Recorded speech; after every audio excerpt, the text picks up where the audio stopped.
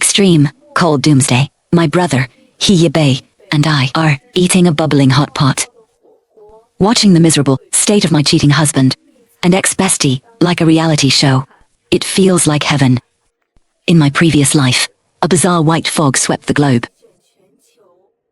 The temperature plummeted to minus 80 degrees Celsius, and when the food ran out, I became the emergency ration for my cheating husband, Mao Bufan, and my good friend, Liu Ryan. When I opened my eyes again, I was lying in a warm bed. Mao Bufan was sleeping soundly beside me. I had actually been reborn, back to 1 month before the apocalyptic cold arrived. With the horrific experience from my past life, I knew better than anyone that, to survive the apocalypse, I needed massive amounts of money and perfect preparations. I told Mao Bufan I needed to go back to my hometown to care for my sick brother.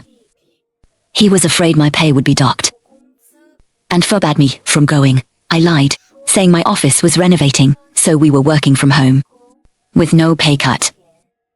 How are you getting there? Flights are so expensive right now, just take a train. Annoyed, I agreed and asked him to transfer this month's living expenses. Give me a bit extra. Mao Bufan only transferred 2,000 RMB, saying, I'm advancing this from next month's allowance. Your brother is just sick, not dead. Don't bother me unless it's urgent. He checked his wallet and headed out. He held onto my salary card, completely unaware that I had officially resigned from my company this morning. From this month on, not a single cent will ever go into that card again. I then called Liu Ryan, crying that my brother was sick, and I needed to care for him for a month. Hearing this, she immediately put on a fake show of concern, even asking if I had enough money, and smoothly transferred me 500 RMB. If it were the old me from my past life, I probably would have cried tears of gratitude. After all, every month Mao Bufan only gave me 1,000 RMB for living expenses. But last night, when I checked Mao Bufan's phone, I finally discovered the truth. He had been using my salary to fund her lifestyle all along. Why shouldn't I take my own money? I accepted the transfer immediately. And not only that, I am going to make them spit everything out and return it to me. I continued my tearful act, saying, my brother is severely ill and needs 500,000 RMB for surgery. I'm planning to sell my 5 million RMB apartment in the city at a rock-bottom price. Liu Ryan took the bait hook, line, and sinker. How about this? I'll buy your apartment for 1 million RMB. Take the cash right now to save his life. How about it? She even urged me to transfer the title immediately. I sneered inwardly. That property was transferred to Yibei's name long ago. Neither she nor Mao Bufan knew about it.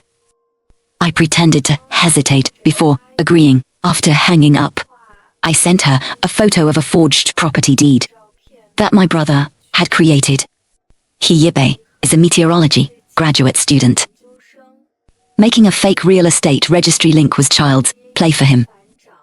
It was enough to fool Liu Ryan until the doomsday arrived. Before leaving the house, I called a recycling company and cleared out all the thick blankets, winter clothes, and food. I even smashed one of the balcony windows. In my past life, Mao bought a lottery ticket the day I left, winning over 10 million RMB. Yet, he planned to force me out of the house with nothing. Didim. I sent the winning numbers to Yibei in advance. Having finished all this, I grabbed my luggage and headed straight for the airport. As the plane took off, I looked at the city fading away below and whispered softly to myself, goodbye, my foolish past. When Yibei picked me up at the airport, he had a look that said, my sister has finally lost her mind. I hugged him tight. This was the brother I never saw again before I died in my past life. And now, he was standing alive right in front of me. I told him everything about my rebirth and the coming apocalyptic cold. He was shocked at first, until he called a colleague at the Meteorological Bureau and confirmed that anomalous temperature drops were indeed occurring over the ocean. Only then did he completely believe me. After cashing the lottery ticket, we received 60 million RMB after tax. We immediately flew to the southwest, signed a contract to lease an entire mountain, and simultaneously hired for professional engineering teams agreements to start modifying an abandoned bomb shelter. Once the construction teams moved in, Yibei's professional OCD kicked into high gear. The insulation must be at least 3 layers thick. The door needs to be 7 meters thick. We must leave enough space for a thermal buffer zone. The solar panels must be extreme cold resistant. We also need backup generators and a geothermal system. A fresh air filtration system is an absolute must. We'll suffocate in there. There's a river down the mountain. Install antifreeze pipes to establish a circulating water filtration system. But the most brilliant part was, he even planned an indoor ecological zone, using specialized LED lights to simulate sunlight for growing vegetables and raising chickens. He pushed up his invisible glasses and said, "We need sustainable development. What if we're trapped down there for a long time?" While the 4 professional teams worked feverishly on construction, Yibei en premier worked non-stop to hoard supplies. We first went to a massive wholesale agricultural market under the guise of opening a chain of agritainment resorts. We ordered 50 tons of rice in one breath, 30 tons of flour, and 20 tons of grains, like millet, corn, soybeans, and mung beans. We ordered barrel à chauffe, soybean oil, rapeseed oil, and peanut oil. Yibei followed behind me, muttering, "Sis, the boss is looking at us like we're crazy." I didn't even lift my head. Let him look. Soon enough, no amount of money will buy these. Next, we headed straight to the ranches to secure huge quantities of meat, 1,500 pounds each, of pork, beef, and mutton, plus a total of and ducks. All were shipped directly to the expanded natural freezing zone at the mountain pass. This would become our natural freezer when doomsday hit. Then, we stormed the dry goods market. Kelp, wood ear mushrooms, shiitake, and dried vegetables, 100 pounds of each. Condiments and spices were piled up like small mountains. 500 pounds of salt, 150 pounds of white sugar, 100 boxes each of soy sauce and vinegar, and 100 pounds of various spices. All supplies were vacuum sealed to ensure long-term preservation without spoiling. We hoarded daily necessities with zero restraint. Toilet paper and laundry detergent were bought by the ton. We stockpiled toiletries and feminine hygiene products for a solid 3 years' supply. We bought several huge boxes of candles, emergency lights, and power banks. Yibei weighed a pack of toilet paper in his hand and laughed. Others hoard survival gear for the apocalypse. We're hoarding entire supermarket aisles. You'll realize how precious this is when you're out of it, I replied. For medicines, Yibei dealt directly with wholesalers. Common drugs, trauma supplies, and basic medical equipment were fully stocked.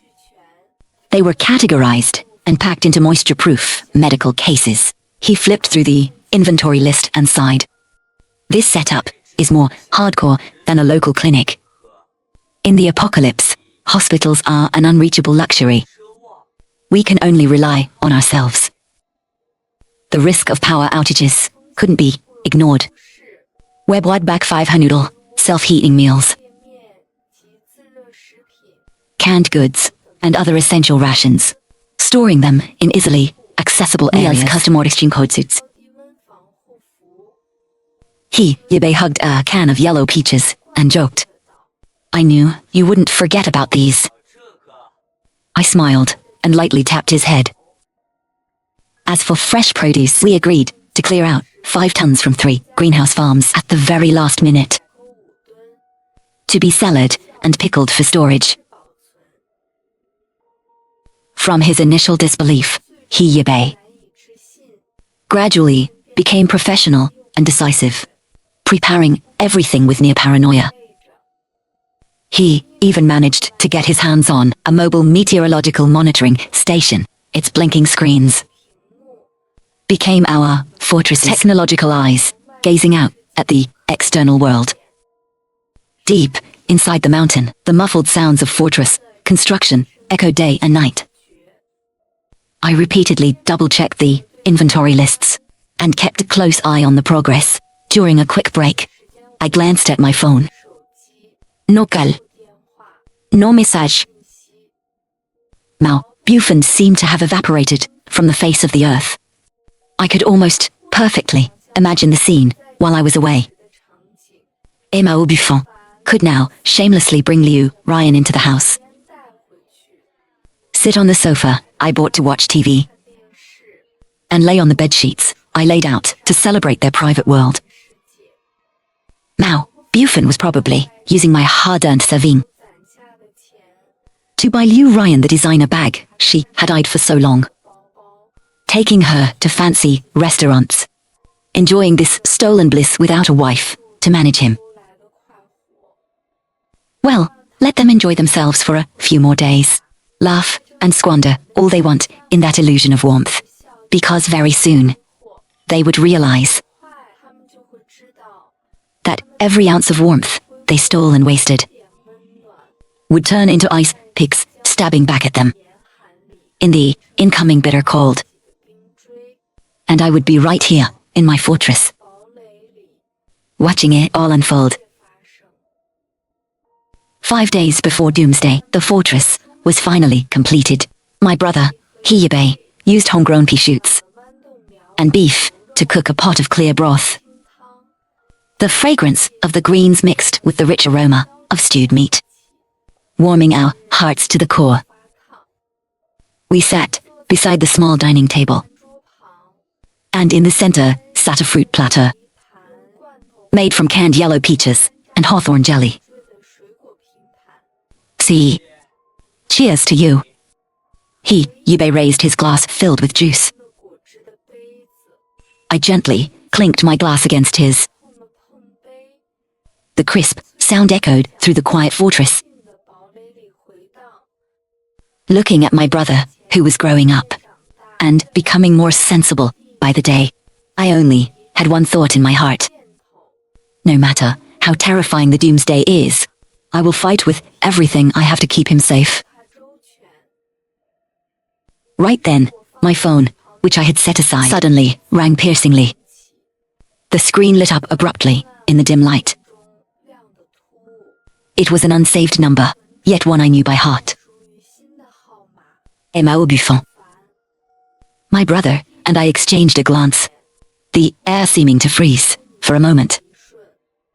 Outside the fortress, the freezing wind raged, but this ringtone felt like a hook piercing through, from another dimension entirely. I pressed answer and turned on the speaker. Hello.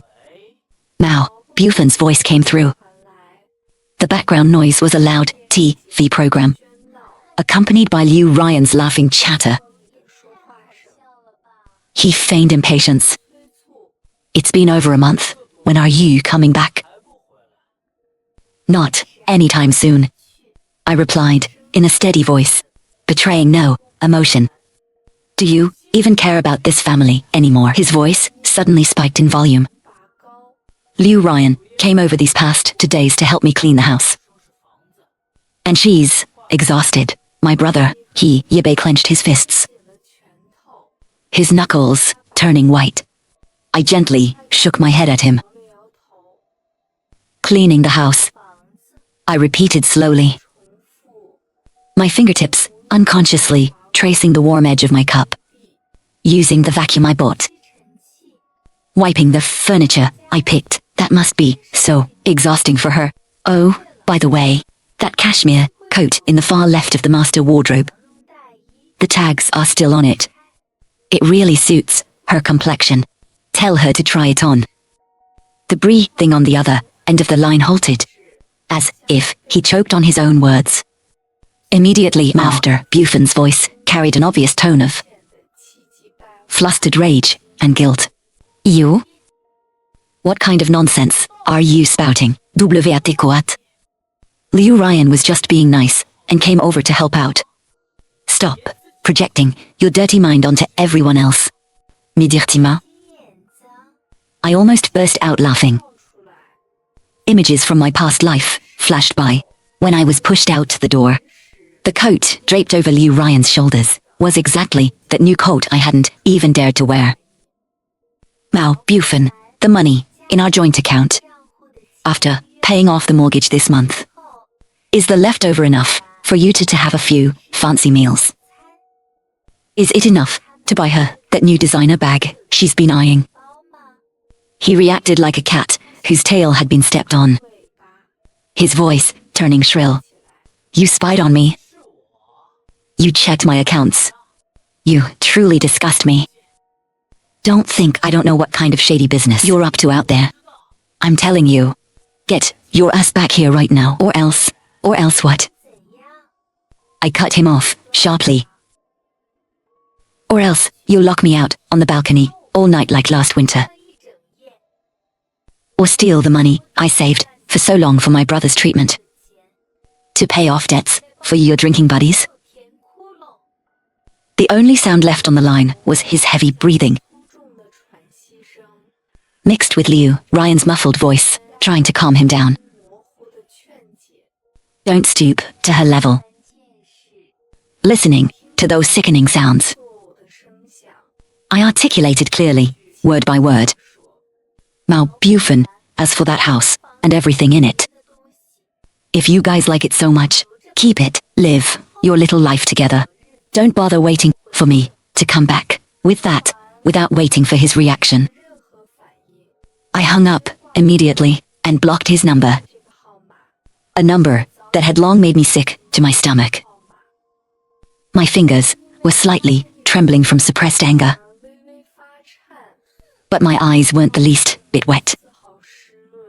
Those unworthy people, and those unworthy emotions, had long since been completely sealed off by their day-after-day abuse.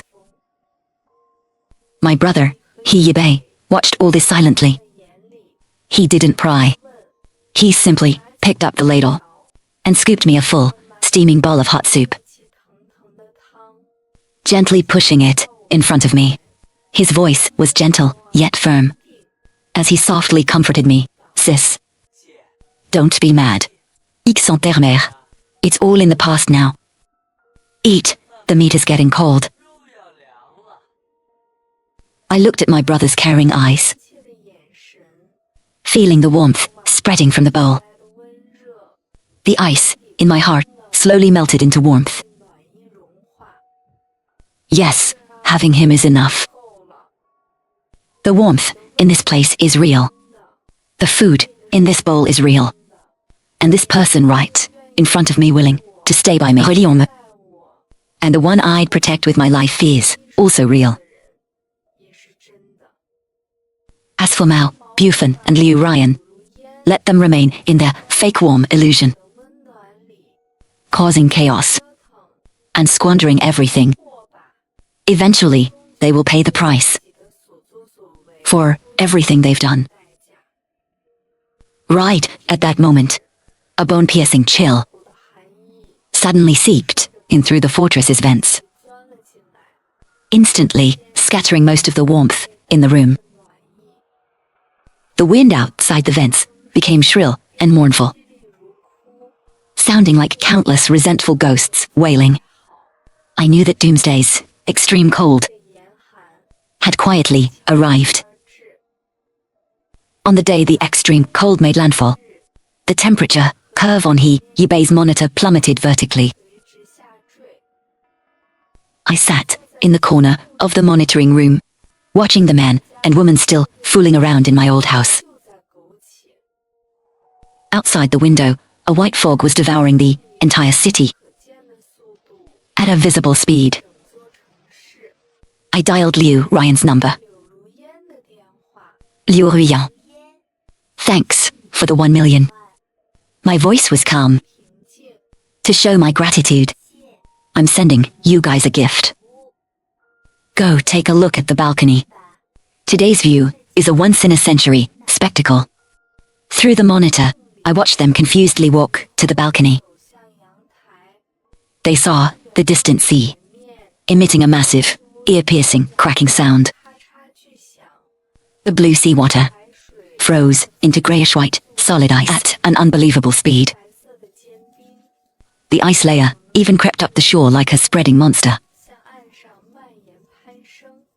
The sea froze. What kind of fog is that? Pass the phone to Mao Bufin.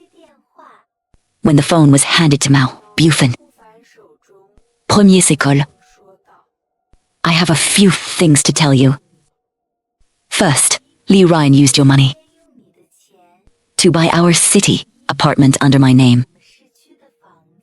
The property deed and transfer records she showed you are all fake.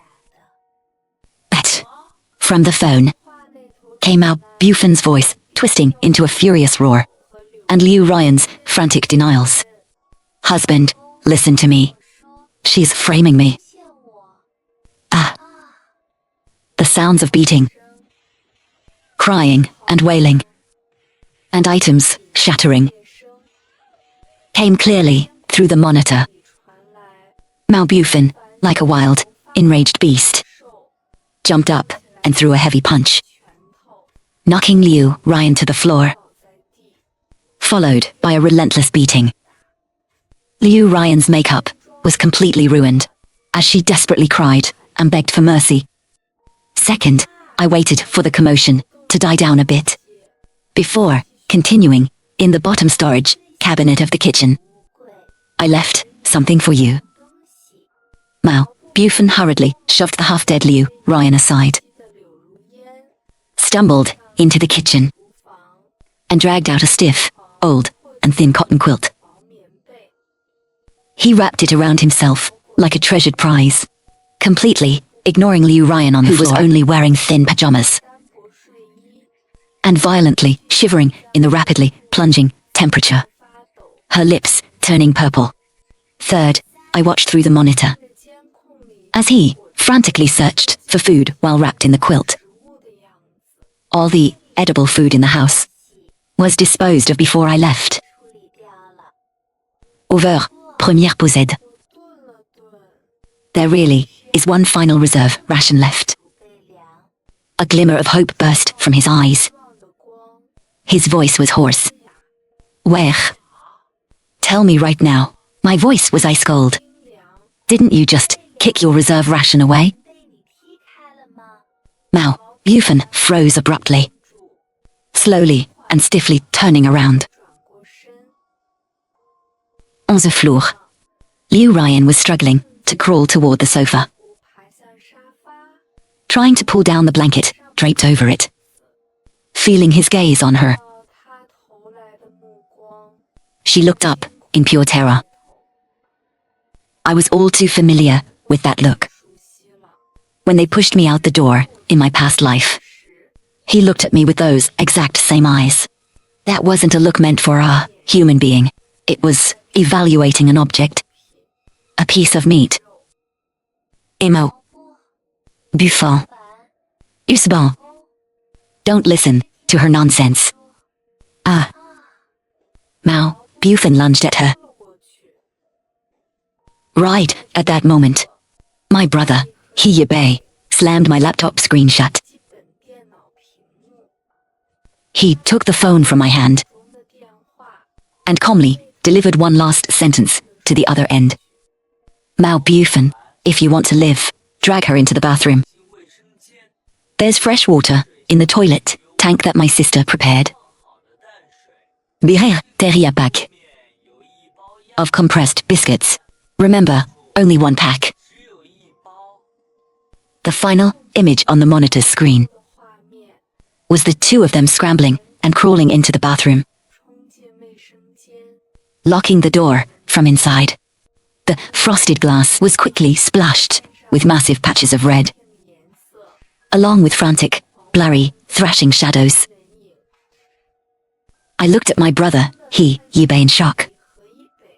He lowered his eyelashes and used a tissue to gently wipe away the tears that had unconsciously fallen from my eyes. His voice was completely flat. I already placed a pack of biscuits in the mirror cabinet, along with the box cutter you used to open packages. He looked up at me, his gaze impossibly deep. Human nature cannot withstand such tests. If you are really this soft-hearted, how did you even come up with the reserve ration idea? I instantly understood. He wanted to keep my hands completely clean, so he personally pushed the final domino for me, handing the final choice over to those to themselves. In my previous life, they pushed me into hell. In this life, they destroyed each other in despair. I was speechless for a long time. Finally, with red eyes, I hugged him tightly. The blood debt of this lifetime, he silently bore half of it for me. Outside the window, the white fog finally swallowed the entire city. Ditsil. But inside our solid, warm underground fortress, our new life and the justice we deserved had just begun. Through the monitor, mixed with thuds and whimpers, came Mao Bufen's desperate, remorseful roars. I know I was wrong. I'll give you all the money. Save me, I don't want to die. His repentance came too late, and it was entirely meaningless. The fairness of the extreme cold is that it devours all sins and buries all greed. We safely passed our first year in the fortress. As the new year approached, I noticed my brother, Yibei, had become exceptionally busy. Until one late night, he pulled me over to his workstation. The faint glow of the screen illuminated his face. See, look. I boosted the signal and managed to contact my colleagues at the Meteorological Bureau. His voice carried restrained excitement. On the screen was a massive and orderly underground space. A state-activated emergency underground safety city. Under the dim lights, people were living inside. It turned out thanks to the global emergency warning before the extreme cold hit. Many people managed to hide in these wartime bomb shelters that were converted into refuges at the last minute. Although resources were scarce, the spark of civilization had not been extinguished.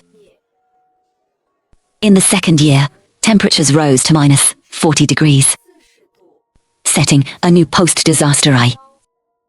My brother, Yibei, and I put on thick down jackets and stepped out of the fortress for the first time. The biting, painful cold air rushed into our lungs. Yet it brought with it the long-lost scent of freedom. Supporting each other, we climbed to the top of the mountain. Before our eyes was an endless expanse of frozen landscape. The city was eternally sealed in solid ice. Silent and majestic, breathtaking to behold. I exhaled a cloud of white breath and softly asked, "Do we still have hope of going back?" He held my hand tightly. "As long as we are still alive, hope will always be there."